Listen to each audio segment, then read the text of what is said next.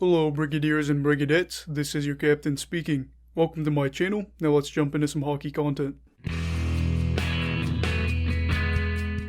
Hello everybody, yes, it is me back again for a third straight day, and here we are. If you're new, please make sure to subscribe and then give this video a thumbs up if you like it, for everybody. And so yeah, I'm just jumping into our playoff previews, which we've been covering for the third day in a row. We're talking about the matchup between the Montreal Canadiens and the Toronto Maple Leafs. And these two teams are historically rich, some of the most followed teams in the league. So this is one of the most exciting first round matchups that we could get really excited for, and really excited to give you a preview of what I think it'll look like. So for Montreal, it was a good season, even if they faded a bit from that hot start. And for Toronto, it's another consistently good year. And this is the time they didn't have to face the two top teams in their division historically the past few years, in the Boston Bruins and the Tampa Bay Lightning, and that probably helped them out because they won their first division title since the 1999-2000 season. Yeah, so for the first time in 21 years, they won a division that they were in. Just to give you some emphasis, I was born in 2000, so that was the year that they last won their division. So it's been a minute, as you can see, because I'm fully grown. So yeah, what should we pay attention to going into this series? Big names, big names. That's a big thing to focus on here. And we all know who's going to get the most attention. It's probably going to be Austin Matthews, and for good reason. This is the third season with him having 40 or more goals, and has been just a great year for him. 40 goals in 50 games, just 50. And it's unbelievable, it really is, but you know he's going to get, a bunch of media coverage for this series, and it's going to be exciting. Then, of course, you have Mitch Marner, who's going to be dishing out the puck to Matthews, creating some highlight reels. Maybe if you're not in Montreal, you wouldn't want that. And then, of course, John Tavares will get attention, and I'm not saying this is all Leafs fans, but if they lose the series, you know good and well that part of the Maple Leafs organization fans will say that it's all on John Tavares, which is definitely not the case. There's plenty of more names we could talk about for Toronto, but just to save time, this is a time-based thing. We're going to move on to Montreal, but trust me, I know there's plenty more we could talk about. And we will be talking about Nick Suzuki for the Montreal Canadiens.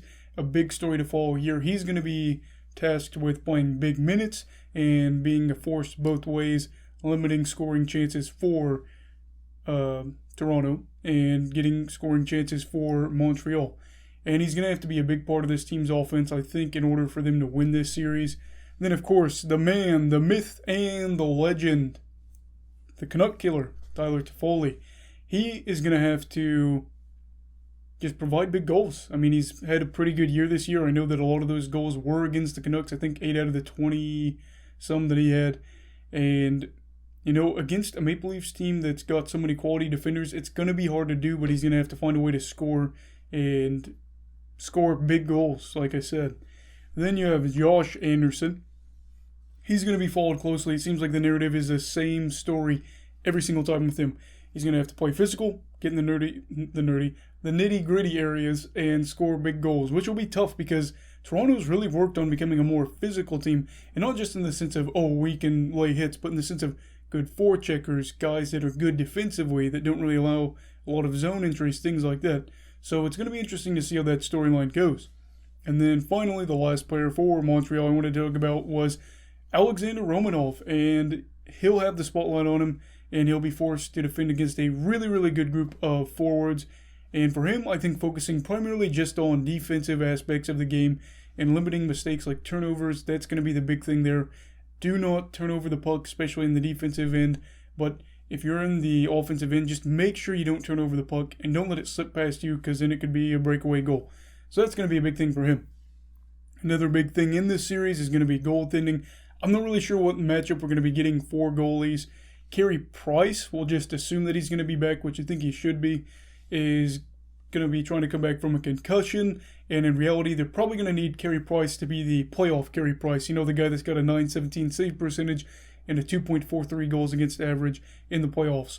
Now for Toronto, it's a little bit more questionable. I guess we're going to go Jack Campbell here. I think they're going to use Jack Campbell, and he's going to start in net instead of Frederik Andersen.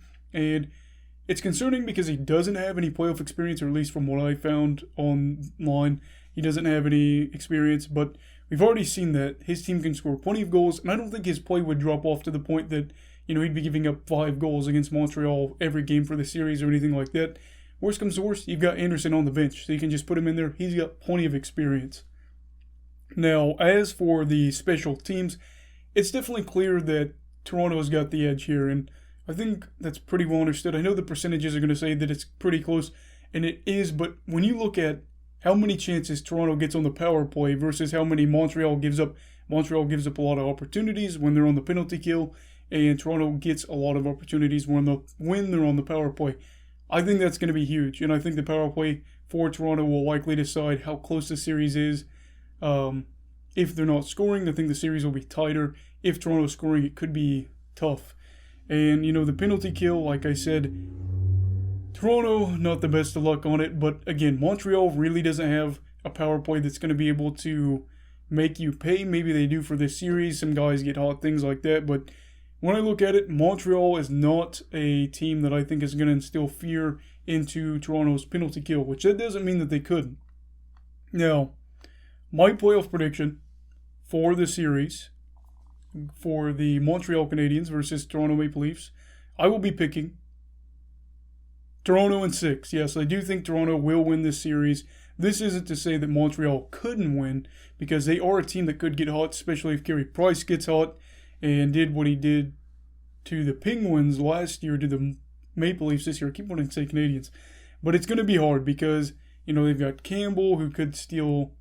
It's going to be hard. Sorry, I messed up there. But if they could get to Campbell early, maybe steal a game or two in Toronto, go take care of business in Montreal, sweep 3-1. It could happen, but I think it's going to be really hard, and I think Toronto's got the edge here, and I think most people would agree. But for Toronto, they do need to take every game serious. You do not want to be the Penguins from last year. You have got a really, really good chance to make a deep run in the playoffs this year. There's no Tampa Bay. There's no Boston in the way. This division, I think, is easier not having to play them. And proceed with caution, because this could be a really good year for Maple Leafs fans, or it could be rough. Let me know if you agree, if you think that Toronto will win at 6, or if it'll be different down in the comments down below. That'll be all for today's video. Please make sure to subscribe if you haven't, and give this video a thumbs up. Everybody stay safe, have a great day, and hey, stay away from COVID, alright? Goodbye, Brigadiers and Brigadettes. This is your captain signing off. Have a great night.